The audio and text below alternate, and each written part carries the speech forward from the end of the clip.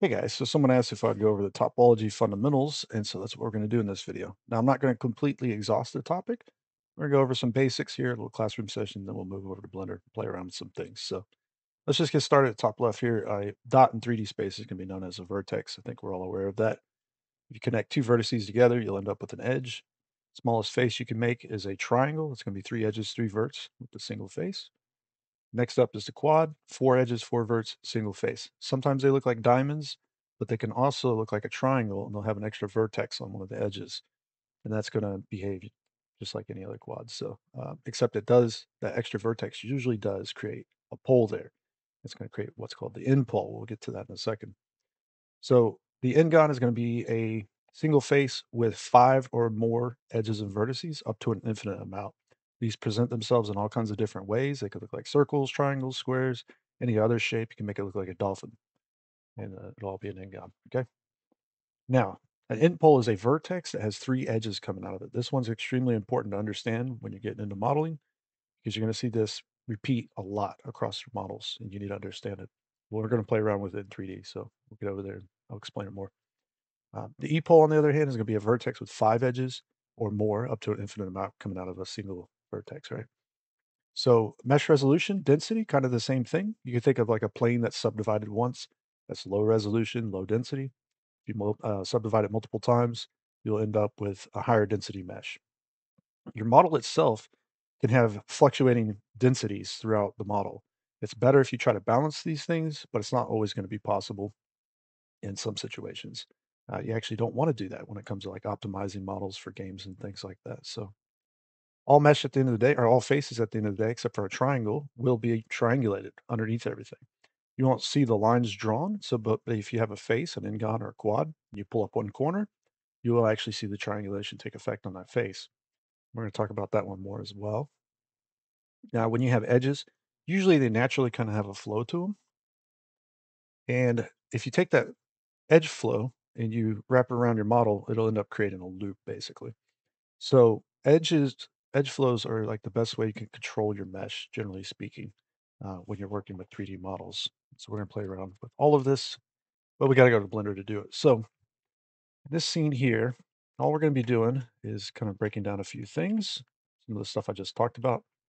So let's start with the plane first. If we lift up a corner, you'll see it actually is triangulated, and that's why we get this little crease here. And so if it's flat, it's called a planar face. If it's not flat, where you do something like that, that is going to be called a non-planar face. Now let's go ahead and lift this one up a little bit real quick. And what we'll see here is that by default in Blender, all faces are rendered double-sided. So it'll have what looks like another face under here, right? Or a backside to it anyways. That's not how usually game engines display things. So if you turn on backface culling, you'll see it actually becomes transparent. I only recommend getting used to this idea because if you ever run into this problem in a game engine, you'll be able to recognize this a little easier than if you were using other ways of checking if a face is forward or backwards. But you can check it in other ways. So if you turn that off and you are in edit mode, you'll see here that in this drop down, there's something called face orientation. Okay. And so you can see what it's doing. It's drawing faces that are forward blue, but if they're backwards, they're red. Okay. So you can also do that if you wanted to. That's going to be up to you. I prefer just going with backface culling. Now here in Blender, if you're working with a quad, you can actually switch that triangulation by hitting Control F, doing face data, selecting the face, Control F, face data, flip quad tessellation. You can actually set it up something like this if you wanted to. A little hard to see it, but basically the edge is now running down this way.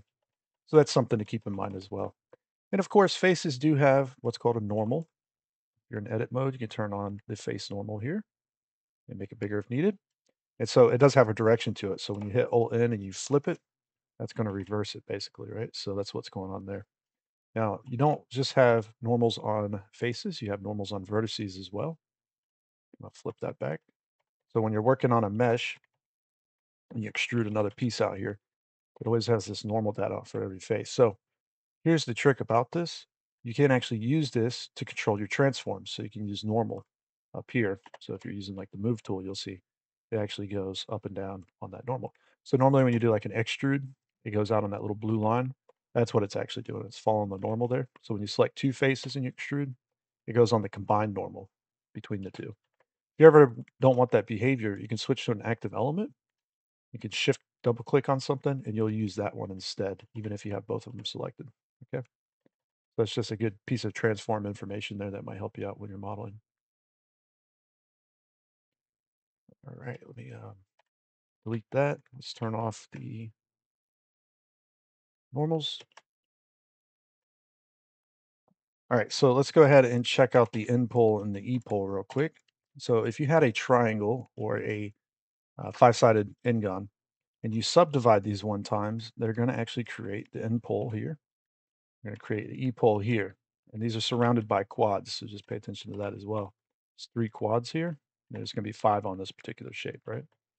Now, when you subdivide them more, the end pole is going to start to create kind of a pinching effect here, okay, as you subdivide it up. This is just something worth noting that it's going to get denser in that little area, right, where the pole exists. So if we zoom out, you can see what's actually going on there. So the mesh density rises a little bit in those areas. And on the E pole, it's going to stretch apart a little bit. So it actually isn't as dense in that area. And a lot of times the poles are used for redirects of your topology. So you can actually see how the um, topology is flowing here, these edges, the edge flow, and the end pole is doing something like that. Whereas the E pole is a little bit more interesting because what this one does is it sends edge flows out in all kinds of different directions. So it's actually really useful when you're trying to run different edge flows into each other, but you want to just kind of redirect them back out in different ways. Now, truthfully, you're more than likely not going to intentionally try to create e-poles. It's just usually not how it goes. However, the end pole you will want to utilize in a lot of situations and pay particular attention to it. You will be creating that one for sure because it's more useful for redirects in most cases than the e-pole actually is. Now, something that's interesting about the end pole and the E pole is that it acts or behaves very similar to the triangle and n-gon. Obviously, they were created from it. But when you have triangles, n-gons, E poles, N poles, you usually want to try to keep these on flat surfaces or planar surfaces if possible. And so when you're doing hard surface modeling specifically, if you can bring these around, or you can push these E poles and N poles, or you can make your triangles or n-gons on the flat surfaces, that will actually render just fine if it's on a flat surface. Even if you have a really crazy E pole, with like bunches of edges coming out of it. You won't have as many issues with it because it's on that flat surface. So let's go ahead and dive into the end pole a little bit further. And we'll take this plane and we'll borrow it real quick and just kind of send it up here. So, or we'll put it down here anyways. We'll make a duplicate because we're going to do this a couple times. So we've seen this topology before. The end pole with the three quads. When you create a cube, it actually exists right here on a cube. There's your three quads. Here's your end pole. If you've ever noticed that before. It gets better than this, of course. If you take a cube and you chamfer it like this, you see you get the little triangles. Okay, so we know what a triangle is going to do if we subdivide it. So if we subdivide this, we hit Control 2, shade it smooth. What we'll see is that we turn off optimal display. It actually does create a subdivided triangle, just like so. And so we have the end pole with the three quads there as well. And so this is pretty much what you'll see in a lot of tutorials where guys are adding loop cuts into the corners here to hold a subdivision model. That's the three quads. There's your end pole. Also a regular bevel, right? If you took the whole shape and you beveled it, you get the three quads with the end pole. Just wanted to point that one out for you. It's kind of common. You'll see this shape take place in a lot of different areas. So even if you had done an inset on a face, right? So you press I and you inset, cut this in half, you'll start to notice something kind of familiar here. Press Y and rip it, move it out real quick. Okay, this is in fact an end pole with three quads. So even your inset is the same deal. Now, this is where it gets fun because when you have a plane, and we're going to put a grid out on it, we're going to subdivide it a few times. And we're probably going to use that twice as well. So we can start to see that these have kind of a flow to them where they're going through the shape here. Okay. And that's happening on all of these, that same kind of thing going on. Right. This is going to be your redirect slash edge flow. So when you have plane like this, it's subdivided. These are your edges, these are their flows, right? It's pretty simple. However, if you use a knife tool, you can cut out, and you can even press X, Y, or Z if you need to, or you can hit A, or you can actually do hit A twice, and you'll line up to. Oh, I guess it doesn't work on this example. Oh, my bad. You hit A though and line up on angle as well, but this usually lines up between two faces if you hit A twice. Unfortunately, it doesn't work if you go across that, so we'll have to hit Y in this case. Now, if we hit X, we can go this way, okay? Look at what we have going on here. Now, if we press K and cut there to there, we've created the 3 quads, the end pole, all right? So we can actually now do a loop cut because these are parallel lines with quads, basically, right here. This line and this line. You see they're parallel, they have the same amount of vertices. So we can hit Control R and we can loop cut through that if needed. So we're able to control our edge flows. So we can actually send this all around a model. And I'm going to do an inset hold control and hit B so that we get rid of that little border down there. Okay. So we can do this all around our models and kind of direct the topology around on it, at least the edge flow on the topology, right?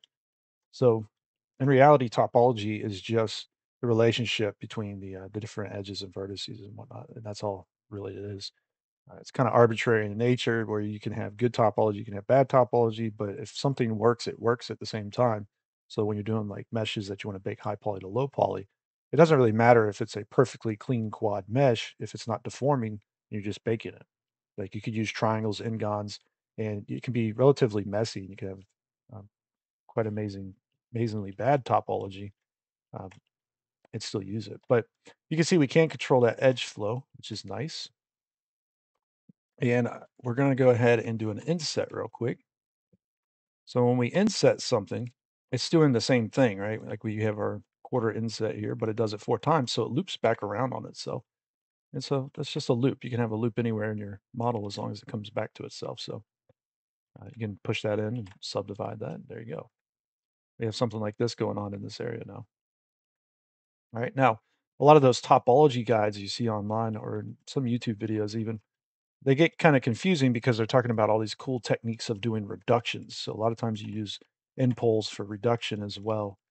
And you'll say like take 3 vertices, merge them together. So press M, merge at center, Alt click, Alt shift click, Control X, right? And we'll get something like this. Now we Control X here to quickly dissolve that. This dissolve selection, by the way, Control X. And if we GG twice, we pull that back. What we see here is we've turned these 3 edges into one, basically, but we have all quads everywhere. Now, you probably didn't realize it, but what we've created here, you guessed it, 3 quads and an end pole. All right, so it's the exact same topology, it just looks different. So once you start looking for this in your models, you're going to have a much better time working on your models. This end pole is extremely important, like I was saying. So much like this edge. Oh, by the way, you can Alt S to scale along normals, and that's what I did on that middle edge. So control click around this, we'll hit Control B, we'll do a bevel, mouse will up once, and when this subdivides, we'll get this kind of shape here. Okay. Someone was asking how I do these really small little crease lines and whatnot, and that you can simply bevel an edge. There's nothing fancy about this. So if you bevel an edge, you mouse wheel up once, you'll see you get a little triangle here at the end. If this triangle runs all the way out this way, right? So we merge, oh, it's kind of hard to see what's going on, but we're going to merge that vertex to this vertex and we dissolve that there. This is the same topology, guys. We just made it off of one single edge. So we can grab that whole edge down the middle, Alt S, push it in, grab these, and go all the way around with it. Now we can Control B, just Control B, okay. Mouse wheel up once, and there we go. So we can actually create something like that as well. Now this may be a little bit stretched out here at the very end. So before you do that, you might want to try to pull that back a little bit on Y and try it again, see if that goes a little bit nicer. This is part of balancing. Sometimes you just got to push and pull your vertices around and try to get them to be in a correct position. Sometimes they'll turn out nicer. So do try to nudge things around a good bit and see if you can get them behaving the way you expect them to. So that's just one example of doing a reduction perhaps, or creating this kind of shape anyways.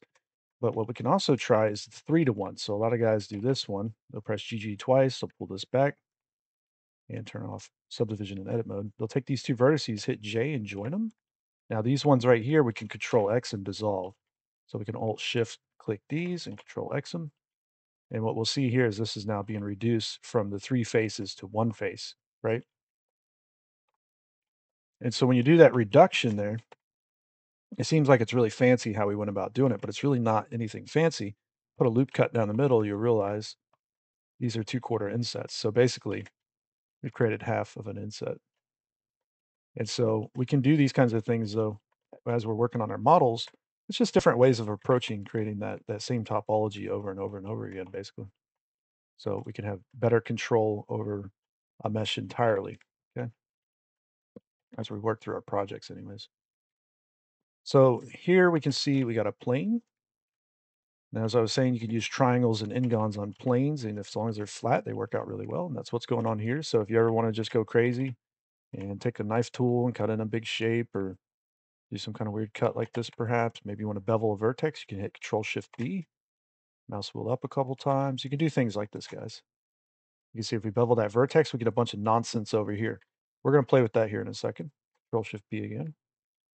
Control Shift B. Oh, that one didn't work out too well. Let's see if we can dissolve that. We can't. So we'll come back to it because we're going to quickly bevel this one. Join it to here. Sometimes you have to have 2 edges throughout a shape. So just keep that in mind. And you might be able to dissolve this now. Sometimes you got to select the faces instead and hit Control X. You can see that went away. But we can't extrude this down, and we have this going on in here now, which is quite nice. Problem is we have this mess over here. And so a quick way of cleaning up a lot of geometry problems is you can press A, X, and do limited dissolve. And limited dissolve is going to dissolve anything that's flat. So we can type in 0.05 over here so it doesn't try to dissolve our curves here that we just created. You can see how that works out. It works out pretty well in this particular area. Now, sometimes you don't want to do the whole mesh at one time either. So, and let's go back just a second. Let's say we had something happening in here where the bevel was much higher resolution, but we wanted to preserve that. We would want to just select these faces here, right? So what we can do is they're flat. So we can press Shift G and we can select coplanar. So planar faces, coplanar faces. And now we get that, right? So now we can just limit dissolve this section instead if we wanted to. And we can always go back and we can do things like bevels still perhaps. So you might have to hit V to turn off the vertex bevel, but we can go back and tweak that as well. Quite useful. So that's just a fun way of going about doing something like that. Now, of course, you can always take a mesh, A, M, merge at center. I'm going to turn on absolute grid snapping, so increment, absolute grid snap. I'm going to hold Alt while orbiting to jump into a side view. I press 1. I can select that one vertex we have here. While we move this, we can hold Control, snap it to the grid. So we can start to lay out edges in this manner as well, all right, or vertices. And so we can create all kinds of cool looking n-gons here. You can take an edge, you can subdivide it. When you subdivide an edge, you can hit Control B and you can actually bevel it. Control B and V, that is. So if you wanted to do that, you could. Um, when you when you subdivide it as well, you can actually increase the number of cuts. So you can actually bump them up if you need more in a particular area like that. You can also loop cut these things as well. So that's actually a little bit more easier to do that. But whatever the case, you can also extrude edges. You'll see it creates a face. If you don't want the face, you can just delete only faces. Maybe we don't want that edge, so delete only edges and faces. There we go. So we have this shape now. All right, so we created more or less something like a string of vertices. Now we could press F and we could just fill that. Sometimes they won't fill correctly. You might have to add additional, you have to fill it in like little chunks and then add additional edges perhaps. Sometimes ingons just, they're not able to be supported with just one face. But we can press E and then X, bring it out in this direction. So we could create blocking shapes like this very quickly, which is quite nice because we know how subdivision is going to work. We could get away with, at minimum, a chamfer on something like this. And this is going to get us off into the ballpark of working on this as a sub D mesh. And we would have to start working with it possibly and turning it into quads everywhere. And so now we're getting into the part of where you're going to want to run possibly your edges across symmetry. And this is going to save you a lot of time, but it's going to become kind of boring when it comes to a 3D model as well. where you start running across symmetry. You can see here, this segment, because we did the chamfer, creates a big n-gon here. So it's a little bit harder to work with these sometimes, but sometimes they're not too bad either. So if you ever get stuck on the center of an edge, that's the shift key that does that. But you can just hit shift again and probably turn it off. So you can see we can start running across the symmetry here perhaps. Our symmetry is actually all the way over here in the corner. So in edit mode, I'm gonna just move it over a little bit. So our symmetry will be kind of like right here. We're just gonna use the origin point, and we'll do a mirror modifier. No, not multi-res, mirror.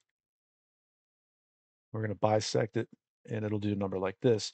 And so this is what we have going on now. And this edge flow is just basically running around, back around the model here. So we can apply the mirror perhaps. Sometimes you don't need these additional edges, push them forward, and we do things like that. So this may be an acceptable game model at this point. If you actually shade this auto smooth and max the auto smooth out, okay, and then you add a weighted normal modifier, the the best thing here for this, when you're using weighted normals, is you need at least a minimum of a chamfered bevel on the edges, generally speaking, for hard surface shapes anyway. So um, that's going to help the shading quite a bit, but it doesn't get everything perfect usually. Sometimes it's just little nuances that are left. So you might use something like face weighted normals. I made a video talking about shading and how all this works, but what you do is you use face influence, keep sharp, weighted normal, right? And then you select flat faces, Alt N, set face strength to strong. All of them are medium by default, so you want to set these ones strong. And that should clean up the shading a little bit more, even if you had little errors remaining. So that's something that's good to remember there. All right, now this will subdivide with chamfers. Unfortunately, one of the side effects of using chamfers is it kind of creates like a little bulging effect here, right? So it's gonna be a little bit of a bulging effect on the side, and that's okay if you have things that are like soft plastics or rubbery in nature. Sometimes that actually looks good, or if you're trying to do stylized assets, maybe for film or whatever, you can get away with those chamfers like that, and it actually makes things look a little bit more soft and squishy, and they just work out a little bit better in some situations than doing the hard edges with three edges, anyways. Normally, you need 3 edges to hold a sharp corner anyways, that's what I'm getting at. Instead, we're using 2 on that one. So over here, I got a Boolean Ngon model that I had quickly tossed together, and so Boolean Ngon's workflow, a lot of times you're using, Booleans, of course, but making big shapes and you're just cutting into them with the Boolean modifier.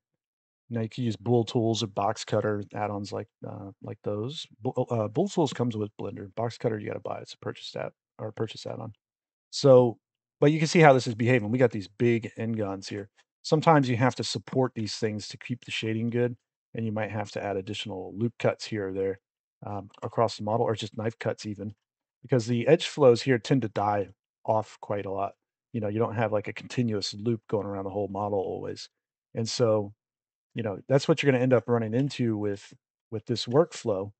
You'll get used to it, but it's basically when you understand how edge flow works and you understand how to do loops, you'll understand how these are working as well, right? Like where they would, you know, where they're supposed to come back around the model, they won't actually be able to do that, or they won't do that. So, but they are placed in kind of the same positions as you would normally work with a subdivision model. So it's kind of it's basically similar. Is what I'm getting at. Whereas subdivision, of course, you run every edge, and these do take a lot longer to set up. And sometimes you can see when you don't have good topology, perhaps, or it doesn't really matter if it shades correctly. In this case, we got a little bit of an error here, but if it's shading correctly in that area, this is technically okay if you're just baking. But if you're trying to animate or deform something like this is going to start to have problems. You can kind of check things with by using the proportional edit tool, or you can use like a bin modifier. If you're trying to deform your meshes, just give them a little test by seeing if they kind of behave the way you expect them to by doing the deformations this way. And so subdivision is not as limited as you think. You can see that's actually a big error, but it's not as limited as you think because if you set up good quads, you can deform your mesh very easily, usually, right? And so you can see what's going on here. When they're nice and perfect quads, it works well. But if you have something like this going on, It might still deform, but it's just, it might give you different shading results that don't look that good. And that's what you're looking for. That's technically bad topology if you're trying to do deformable mesh, right? Now, of course, what I had going on up here is I was just doing a reduction and I had applied a subdivision so we don't see the original topology no more.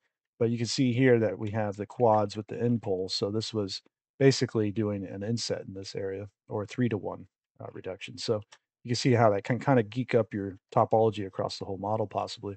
And so sometimes you have to be really clever with how you're going to lay it all out and how you're going to work with it. This example we did earlier, it's very simple in nature if you were to go ahead and keep working on that and mirror it across the center and create a little mirrored effect here. It's this complicated looking thing was basically this shape. Like it's only a little bit further worked. It's not that much. And you can see starts to look pretty nice when you do this. And you take your time with it and you have a little bit of fun. Create some nice trim sheet effects or textures for environments and things like that if you needed to. Or hard surface detail, because even something like this, you could add a simple deform modifier, and we'll put that at the top here. And for this particular one, we're going to do a bend, and you'll see it bends all kinds of weird ways. This add-on is called the modifier list add-on.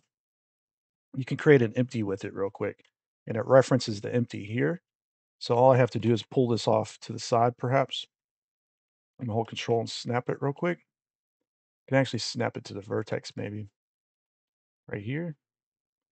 Sometimes that works, sometimes it doesn't, but we'll get it close to the end there. And what we can do is we can change the direction now. See if any of these are working. Sometimes it acts weird and you have to rotate these things. So I might rotate it on X -90 perhaps. You can see now it's bending in this direction. So that's cool. We could bend it up in that manner. But we could also maybe bend it up on one of these other ones. So we'll do X and we'll bend here and wrap it around into the shape of a cylinder. So we can do things like this. I'm going to move it all, the empty and the shape. And you'll see there's this nice split here. So after the simple deform, you add a weighted, or excuse me, you add a weld modifier. You can see it welds it back together. Put this weld before the subdivision, and there we go. Closes it up. It looks good, and it's all pretty much non-destructive. Well, the bending of it's non-destructive at least, so semi non-destructive. But the base shape there, when you create nice even topology where it's mostly all quads, it has good edge flows, and you can sometimes get away with e-poles on curves. Usually, this is a e-poles and n-poles on curvy shapes can cause problems, right? But in some situations, they work out just fine, and you'll have to kind of figure out how to go about doing that. That's going to be one of your most challenging things you'll end up doing is trying to learn how to work on cylindrical shapes and spherical shapes and using e-poles and n-poles at the same times. But this is just a good example of that. You can see when we use that simple to form, all of these are being pushed out into the correct spot as if it was a cylinder. Whereas if we were modeling on a cylinder, we probably would have a hard time matching that. So this is an excellent technique that you could utilize to get pretty good results here. So this is one that is commonly used in game art, especially. So, and I'm sure any other type of 3D modeling as well. But overall, let's just make one shape real quick. That first one was kind of a little bit rough, but let's just do one more shape and see if I can't add some loop cuts in here. I'm gonna subdivide it one time. I'm gonna apply that. Okay. And so we have this shape going on now. So let's say we wanted a scene going around this thing, just like we did the cylinder there. We can cut wherever we need to go. If we want to do an end pole, we can do that. And we can send this down below it. Okay. Go across the symmetry. And what it'll do is eventually, when we add that mirror, I'm going to symmetrize with mesh machine add-on. I'm going to turn remove redundant center off. So we have an edge now going exactly where we want it. We can turn this into, guess it, you hit Control B, inset, inset, hold Control, bam. So when we subdivide this again, we get this result. All right, this is something you might want to do at some point on your 3D models. It's going to be up to you. It's going to be a judgment call. Now, this is just one way you could have went about doing it. You could actually do the inset like that, but you could also maybe do um, just the edge here, possibly, and you select everything in one side. So You do selection methods, loops, edge loops, rings. These are all useful. Loop inner region and loop boundary loop. What I just did was the loop inner region. So you can select a set of edges like so, right? And now you do loop inner region, and then now you got that. If you want to switch it, you can go to the other side there. So that one's really useful. But we can separate that perhaps at some point. If the subdivisions match here and the vertices match each other, we'll have a really clean uh, meetup between these two shapes, right? So later on, we could do something like add a solidify modifier, and we might be able to push that out a little bit if I can get it to work. I guess it's not going to work for some reason. Let's do it before the subdivision. All right, so if we push that out, I'm going to copy the value here, and we do another solidify modifier, and we can paste that value. So Control C and Control V as you hover over a field. So Control C copies, Control V will paste. All right, and the subdivision's kind of curling the edges here. A couple ideas here on how you can deal with that. You could try using weighted bevels, which is a bevel modifier with weights applied to it, which I'll make another video on later. But there's also creases possibly, so you could do something like select loops, boundary loops, and you can maybe add creases to that whole thing, and sometimes that'll hold it in place as well, a little bit better. In this case, a lot of times you're going to end up having to use the solidify. So you put the solidify before subdivision, and then what you're going to do is you're just going to apply it later. Oh, side note here, let's forward slash a second, isolate it. It has an interior side now. If you want the interior, you can keep that, but you don't necessarily have to have it. You can do only rim, right? And so that also is useful if you want to keep it non-manifold. Oh, a solid mesh, by the way, that's completely airtight is a manifold mesh. If it's got it's got spaces on the edges of it, it's a non-manifold mesh. Okay. And so what ends up happening here is that once you apply that solidify, you could try adding loop cuts if you wanted to, but you'll have to make sure they kind of match between the two meshes. But if I just want this to be sharper in this area, I could just add maybe a loop cut through here, and I might be able to do that as well. So we can apply that solidify. We'll do that on both sides here. And now we'll do this one. And that should just keep it a little bit sharper in that area. We could also try beveling the edge. That's another technique. But if we want to keep like a little bit of softness to it, just adding that additional loop cut should work out pretty well for you. You might end up with a little bit of a gap with this though.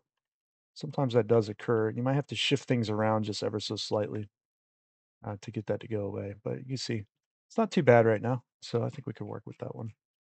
There's all kinds of ways of creating panels and whatnot, but this is what you're looking for with good topology. You're looking to create nice, clean edges, lines as simplified as possible.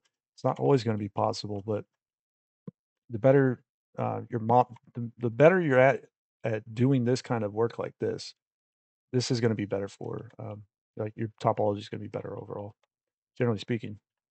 So practice creating really clean, nice meshes first before you get into a bunch of chaotic, messy stuff like this. This is something that is, while it's important to understand what to do when you start increasing detail on models and you start increasing the polygon counts, because a lot of these shapes later on, you might take them and you might do like a level one subdivision on it. You might convert it to a mesh later, right? And so now we have a more detailed mesh here, but it's the base topology that we once had as well. And so we can go in and start adding additional elements later when we want to do things like that one little bevel, perhaps. Remember that I did earlier? So we might be able to get away with doing that in here. In this area, maybe pull this, let's turn proportional edit off. Maybe pull that one in a little bit.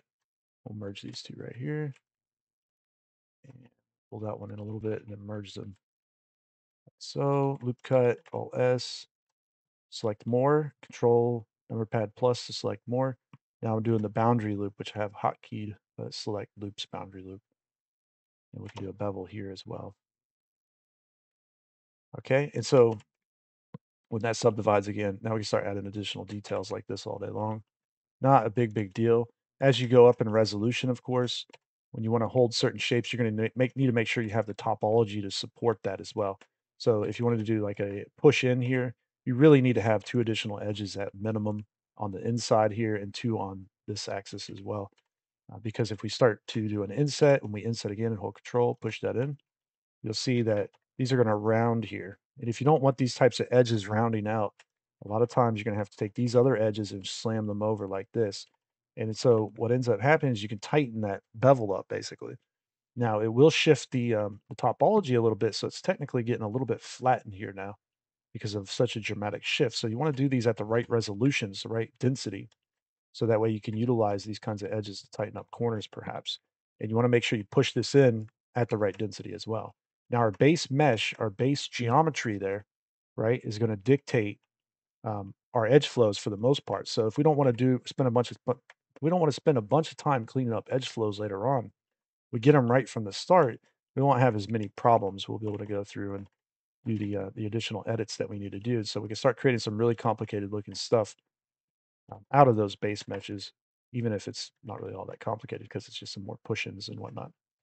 On a side note, you can always grab a set of quads like this, and you can also do loop tool circle.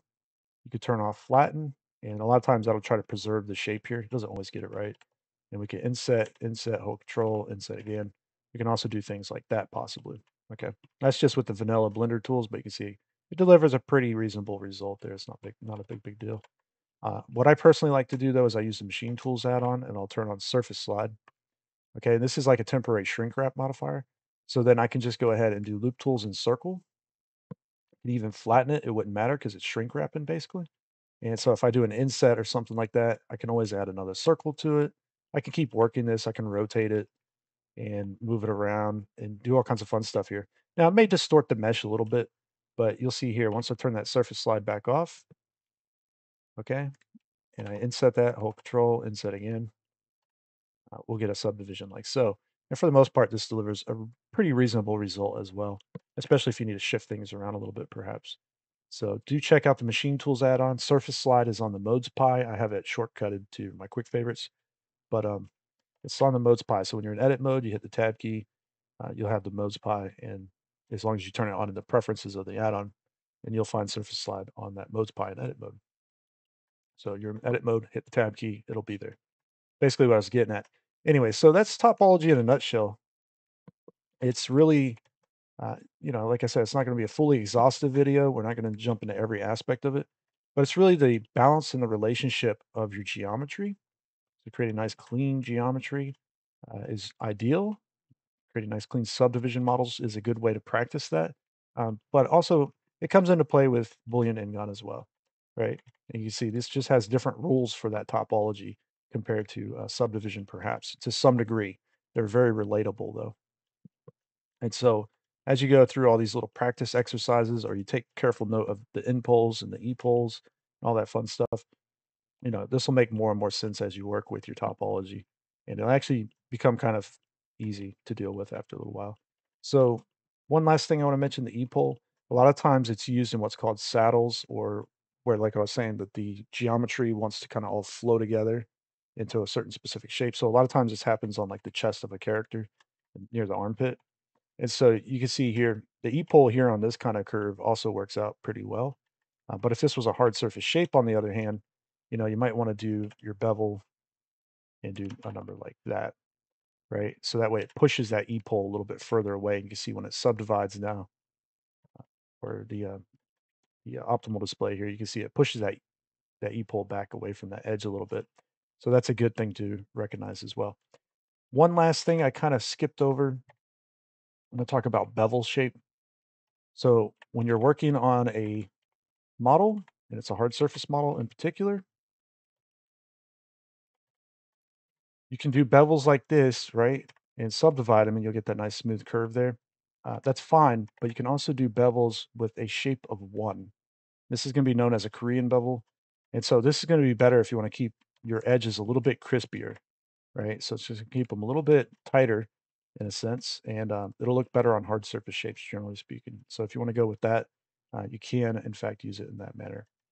Now, once you start understanding all this stuff and subdivision kind of becomes fun for you, you'll realize that you can employ creases into subdivision workflow. So, you will be using creases possibly, or the weighted bevels. And if you can get used to using weighted bevels and creases and working with the topology in this manner, you're going to feel a lot more comfortable creating any 3D model for the most part. The only other thing I would say is Boolean Ngon is kind of like a different way of working that has its own peculiarities to it. So you would want to play around with that one as well. So think subdivisions or standard modeling is really the base of everything where you're working with triangles, quads, and gons. Um, but subdivisions like an extension of standard modeling. Boolean Ngon workflow is kind of an extension of standard modeling. And so when you kind of play back and forth with those two ideas, you realize that all of what I'm showing you here is more or less standard modeling in a nutshell. You know, you're using these faces, these are your kind of like your Lego blocks to your 3D model. You notice that we're not seeing anything outside of this. We're seeing vertices, or we're seeing vertices, edges, triangles, quads, n-gons. We're not going into complex n-gons. We're trying to stay away from things that have many edges coming out of the e-pole. But when you keep your models as simple as possible, you're much more capable of managing them and working with them. And so, but these are your foundations. This is why I wanted to show you these things in particular, because with this knowledge, at least, even if you're working on a project and there's not a tutorial on it or something like that, hopefully you can take this information now and you can start to look for those things and start to piece it back together on what you need to do or accomplish on that model that you're working on. And so, one last thing I do want to mention though, whenever you're trying to create anything, it does not start pretty. Okay, it doesn't always start pretty. Sometimes you got to do these blockouts. They may even look like this, but you probably wouldn't want to do the bevels everywhere. You might just want to use like the standard sharp edges.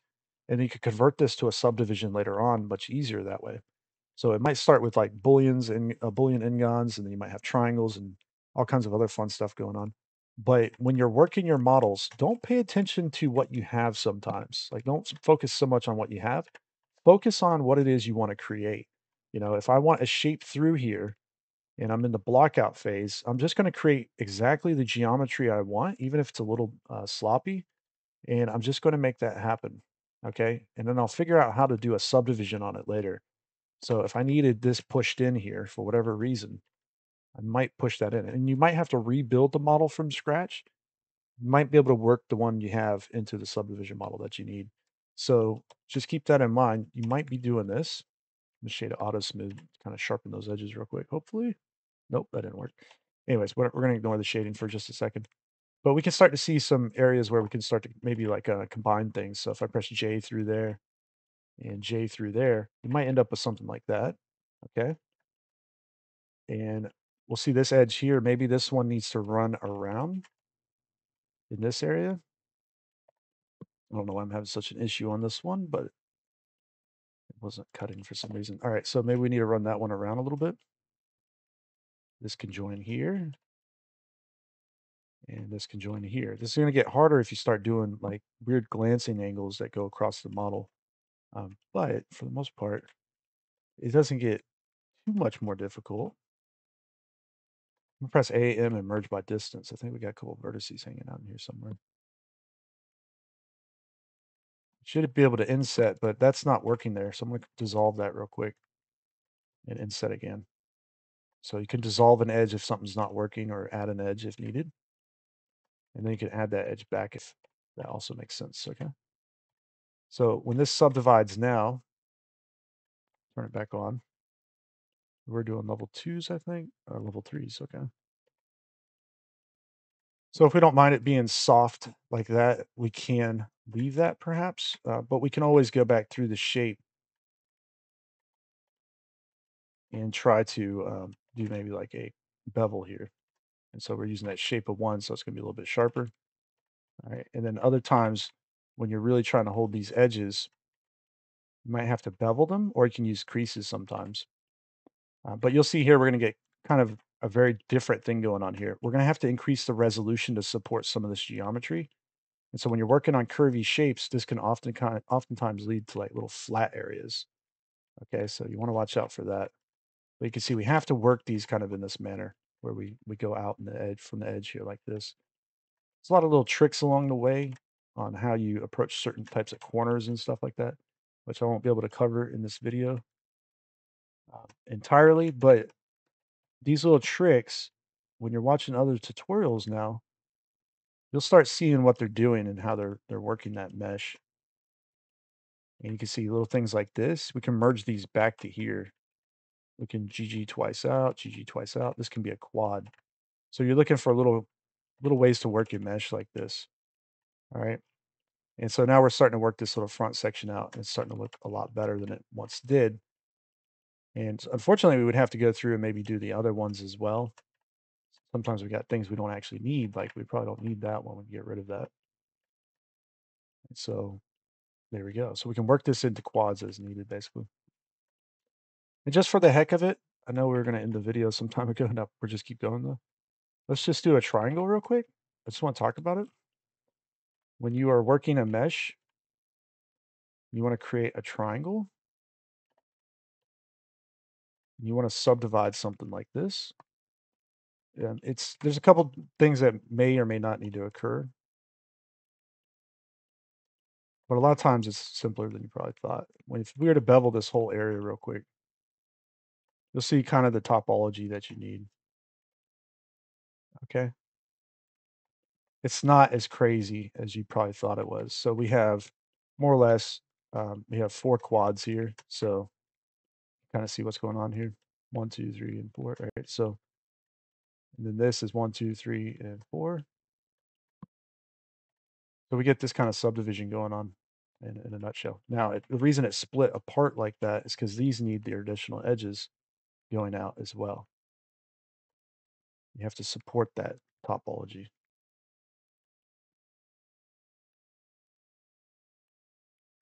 So don't overthink your models.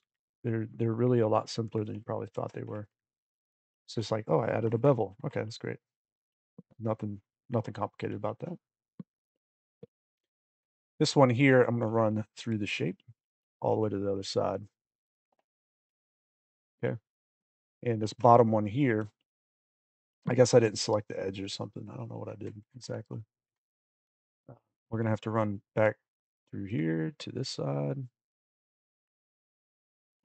to that side.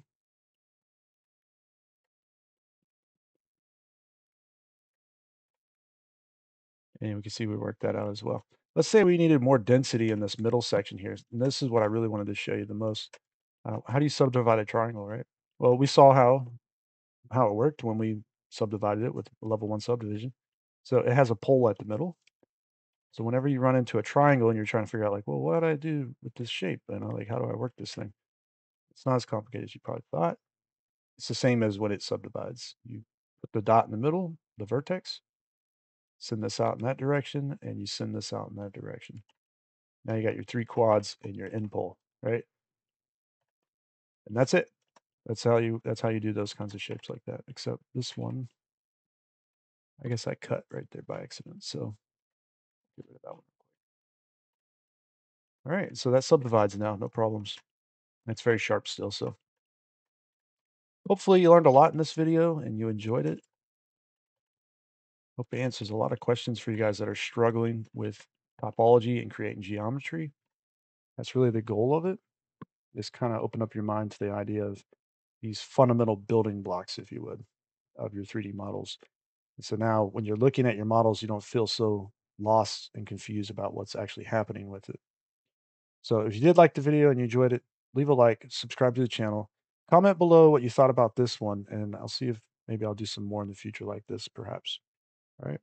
Anyways, thanks for watching. Check you out next time.